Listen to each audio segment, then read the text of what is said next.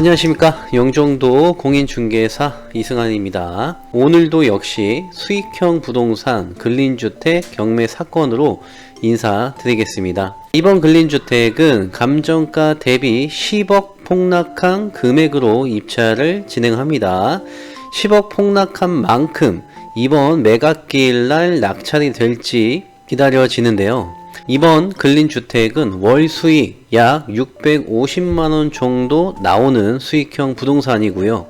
2022년 준신축급이고 엘리베이터가 설치되어 있고요. 건물 상태도 양호한 편입니다. 자, 이번 근린주택에 관심이 있으신 분들은 금손부동산으로 연락 주시면 되겠고요. 저희 금손경매는 입찰 대행부터 권리 분석 그리고 명도 부분까지도 원스톱으로 진행을 도와드리고 있습니다. 도움이 필요하신 분들은 언제든지 연락 주시기 바랍니다. 이번 2025년부터는 카페를 개설해서 운영을 하게 되었습니다. 가입 방식은요, 이 네이버 홈페이지에서 카페로 들어가세요. 네이버 카페로 들어가신 후에 검색창에 금손 경매라고 조회를 합니다. 카페명으로 검색하면 이 메인 창이 이렇게 보이거든요. 들어오셔서 가입을 진행하시면 되는데, 자, 카페 안으로 들어오게 되면 여기 가입 인사가 있습니다. 가입 인사란에 들어오셔서 가입 인사와 댓글 1개를 남겨주시면 자동 등업이 되기 때문에 참고하셔서 가입 진행하시면 될 것 같습니다. 자, 카페를 운영하게 된 이유 중에 하나는 경매 물건은 많은데 모든 물건을 제가 촬영해서 업로드 하기가 힘들기 때문에 카페를 통해서 물건 확인하시고 의뢰해 주시면 되겠습니다. 이번 근린주택은 2022년도에 준공이 된 준신축급 건물인데 왜 경매로 나왔을까? 자, 항상 궁금하지 않나요? 경매로 나오게 되면 왜 경매로 나왔는지 궁금하실 것 같습니다.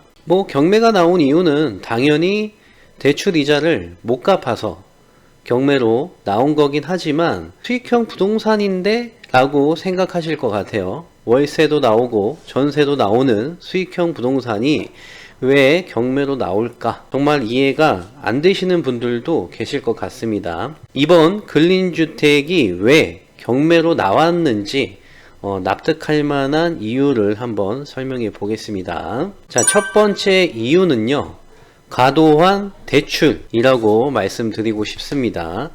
자, 이번 사건 같은 경우에는 토지를 매입해서 건축을 한 케이스거든요.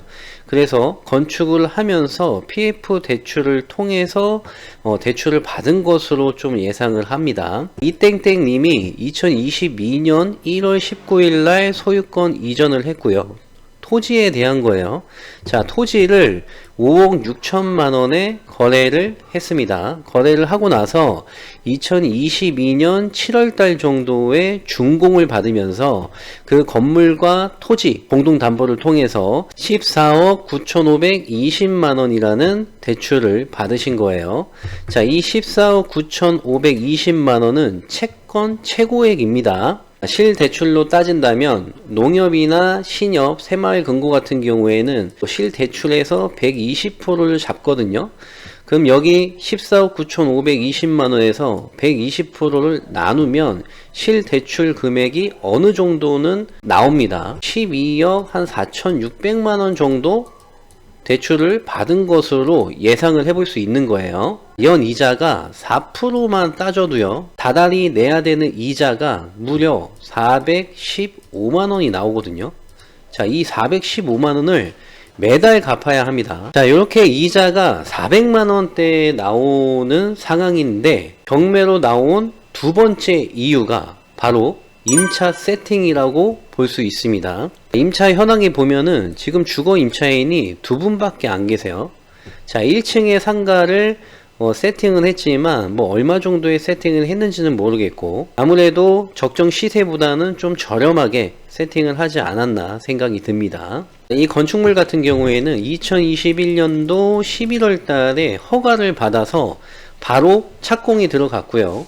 그리고 2022년 6월 달 정도에 준공을 해서 4개월 만에 전세 2억 9천만 원을 세팅을 하게 됩니다. 자, 보시면 6월 달에 준공이 들어갔고, 자, 대출은 7월 달에 세팅을 하면서 그 이후에 임차 세팅을 한 것으로 보입니다. 말소 기준 권리로 봤을 때는 약 한 3개월 정도 걸렸지만 준공을 받고 나서 첫 임차 세팅이 한 4개월 정도 걸린 거예요. 전세라서 4개월 정도 걸렸다라고 볼 수 있는데, 제가 중개를 해본 입장으로서 준공되기 전에 물건은 이미 나와 있을 겁니다. 그리고 신축 같은 경우에는 물건이 거의 나오자마자 거래가 되거든요. 임대 수요가 좀 풍부한 지역들은 그렇습니다. 근데 어떻게 보면 전세 보증금이 좀 높은 감도 있어요. 2억 9천이면은 상가주택보다는 대부분 아파트나 이런 쪽으로 들어가시죠. 자, 어쨌거나 2억 9천에 전세 금액이 좀 높은 부분도 있어서 한 4개월 정도 걸렸지 않았나 생각이 들고요. 중요한 거는 월세죠, 월세. 자, 월세가 바로바로 세팅이 돼야 하는데 월세 세팅이 안 되니 이자 내는 것도 부담스러웠을 것 같고, 이 전세 세팅을 하고 나서 월세 세팅을 한 게 60만원 밖에 안 돼요. 그리고 보증금은 5천만원으로 세팅을 했습니다. 보증금을 저렴하게 뭐 1000만원이든 2000만원이든 해서 좀 임차 세팅을 했으면 어땠을까 라는 생각도 해보지만, 자, 여기 지역 특성상 좀 그런 게 있는 것 같아요. 그 네이버 부동산에 보더라도 보증금이 못해도 3천이고 보통 올라와 있는 보증금들이 5천만원입니다. 5천만원을 내고 들어오실 분들이 그렇게 많지는 않습니다.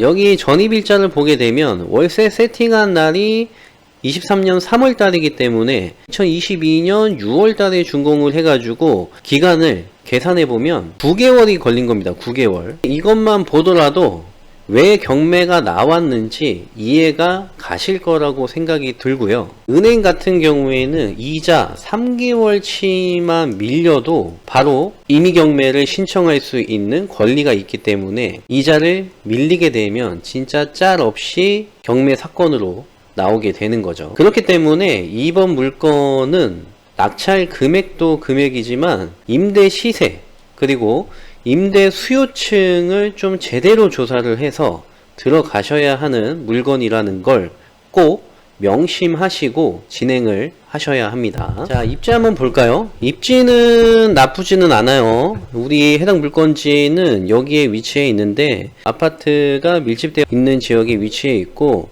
좀 확대해서 보자면 여기가 이제 제1종 일반 주거지역으로서 상가주택으로 건축할 수 있는 땅이라고 보시면 됩니다. 그러니까 1층은 상가, 2, 3층은 주택으로 설계가 가능한 거죠.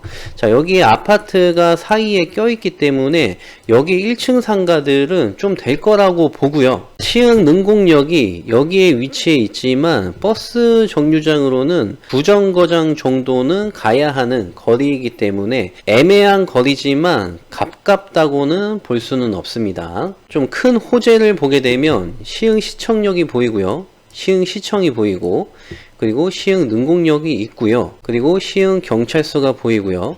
여기 장곡중학교, 응곡중학교, 장곡고등학교가 여기가 이제 구시가지라고 보시면 됩니다. 2000년대부터 들어온 입지라고 보시면 될 것 같고, 자, 여기가 지금 신도시거든요. 생긴 지 얼마 안 됐어요. 여기가 2020년도부터 생겼기 때문에 지금 현재 신도시로 계속 개발이 되고 있는 지역이라고 보시면 될 것 같고요. 시흥시청역 같은 경우에는 지금 트리플 역세권으로 개발 호재가 있는 상황입니다. 자, 임대 수요가 어디서 올까 축소해서 본다면 여기가 지금 남동공단이거든요. 자, 남동공단이 여기에 있지만 우리 거리상 너무 멉니다. 여기까지는 오기가 좀 힘들겠죠. 아니면 임대료가 엄청 저렴하거나 그래야 되는데 그렇지는 않은 것 같고, 아니면 여기 이제 시화공단이나 공장에서 오는 수요가 또 있긴 있는데 여기에도 상가주택이나 다가구주택들이 굉장히 많기 때문에 여기까지는 오지는 않을 것 같습니다. 자, 이렇게 지도를 보더라도 아파트, 상업시설, 그리고 상가주택, 그리고 관공서가 이제 혼재되어 있는 지역이기 때문에 우리 건물 같은 경우에는 원룸 임대 수요는 좀 부족할 것 같지만 1층 상가도 있고 주택은 또 3룸이기 때문에 가족 구성원들이 많이 찾는 그런 구조이고, 그렇기 때문에 또 웬만해서는 임차인 분들이 오래오래 거주하려는 장점은 또 있습니다. 자, 제가 조사한 임대 수익표 설명드리겠습니다. 자, 1층 상가가 있는데 1층 상가는 이제 가격으로 나온다고 하면은 한 150만원 정도, 전용 면적이 31평인데 한 150만원 정도는 받을 수 있지 않을까 예상을 하고요. 지금 현재 1층에 건축 사무실로 이용이 되고는 있기는 한데 얼마에 세팅됐는지는 조사가 필요해 보입니다. 그리고 3룸이 현재 5가구로 되어 있는데요. 이 4층 3룸 같은 경우에는 전용 면적이 29평이기 때문에 아파트형 평수로 본다면 한 38평형, 39평형 정도가 되거든요. 굉장히 넓은 3룸으로 속하기 때문에 월세로 나온다고 하면은 약 120만원 정도로 세팅이 가능할 것으로 보고 있고요. 그리고 나머지 3룸 같은 경우에는 약 한 18평 정도가 되기 때문에 관리비 포함해서 한 95만원 정도 세팅이 가능하지 않을까. 그렇게 해서 평균으로 따져봤더니 한 100만원 정도가 나오더라고요. 그래서 100만원으로 가정을 해봤습니다. 자, 매매가는 현재 지금 최저가가 9억 9,600만원 정도 됩니다. 자, 매매가는 10억 5천만원으로 가정을 해봤고요. 대출금은 80% 나오기 때문에 8억 4천만원. 자, 대출 이율은 5%로 하면은 연간 대출 이자가 4,200만원. 자, 우리의 월 임대 수익은 650만원이 나오니, 자, 연간으로 따졌을 때 임대료와 대출금을 빼면은 3,600만원 정도가 남습니다. 자, 월로 환산하면은 300만원 정도가 나오는 셈이고요. 자, 레버리지를 이용한 수익률은 40%가 나오는 상황이고요. 자, 매매 호가는 19억 4천만원 정도로 제가 적어 놨는데, 여기 호가가 굉장히 높더라고요. 평당 가격이 한 2,400만원에서 한 2,500만원 정도로 세팅이 되어 있습니다. 이 금액에는 거래가 쉽지는 않겠죠. 최근 실거래가를 보게 되면 시흥 능곡역 인근으로 16억 정도의 거래된 내역이 있고, 디스코 사이트에 보면은 우리 건물 인근에 20억대의 매매가 된 것도 있습니다. 실투자금은 3억 7,700만원으로 보시면 되는데, 여기에 취득세와 기타 비용 4,700만원 정도가 포함되어 있습니다. 보증금 포함이라고 제가 적어 놨는데, 추후에 보증금이 회수가 되면 실질적인 투자 금액은 한 2억 5천 정도가 되는 거죠. 자, 수익률 확인해 보시면 될 것 같고요. 우리 사건 번호는 2024 타경 53778 안산 지원에서 진행하고요. 요번 매각기일은 2025년 3월 6일에 진행을 합니다. 자, 장현동 644-4번지가 되겠고요. 물건 종별은 근린주택, 토지 면적은 79.47평이 되겠고요. 건물 연면적은 146.65평이 되겠습니다. 감정가가 20억에 평가가 됐는데 지금 2회 유찰이 됐기 때문에 밤값 가격인 10억대로 떨어진 현황입니다. 자, 여기 장현동 같은 경우에는 감일 억제 권역이기 때문에 최우선 변제는 4,800만원 정도가 되겠습니다. 대출 계산하실 때 완공제 4,800만원 정도 생각하셔야 하고요. 여기 건축물 주의할 점이 하나 있는데, 자, 1층은 근생으로 세팅이 됐고요. 그리고 주차장이 세팅되어 있고, 2층은 2가구입니다. 3룸 2가구, 공부상 2가구로 되어 있는데 현황상도 2가구로 되어 있으니까 문제 없고, 그런데 3층이 공부상으로는 1가구로 되어 있어요. 근데 지금 현황상은 2가구로 되어 있습니다. 자, 요 부분이 나중에 적발이 되게 되면 위반 건축물로 등재가 될 수 있는 점 주의를 하셔야 하고요. 지금 현재는 위반 건축물로 등재가 되어 있지는 않습니다. 그리고 4층인데요. 4층 같은 경우에는 1가구로 되어 있는데, 현장을 가봤더니 복층을 어떻게 해놨냐면은 임대 세팅을 하려고 문을 하나 만든 것 같더라고요. 그래서 이 다락방을 추후에 주거용 정도로 사용하게 된다면 이 부분도 위반으로 적발이 될 수가 있습니다. 이번 근린주택은 여기까지 설명드리고요. 만약에 이번 근린주택에 입찰을 한다면 얼마에 입찰을 하실지 좀 감이 잡히시나요? 이번 영상 끝까지 보신 분들은 아마 보수적으로 접근해야 되겠다라고 생각하실 것 같고요. 앞서 말씀드렸듯이 만약에 진행을 하신다면 임대 시세와 임대 수요층에 대한 조사는 구체적이고 완벽하게 진행을 하셔야 할 것 같습니다. 저희 금손부동산에게 의뢰해 주시는 분들에 한해서 입찰 대행, 권리 분석, 그리고 명도까지 진행을 도와드리고 있기 때문에 도움이 필요하신 분들은 언제든지 연락 주시기 바랍니다.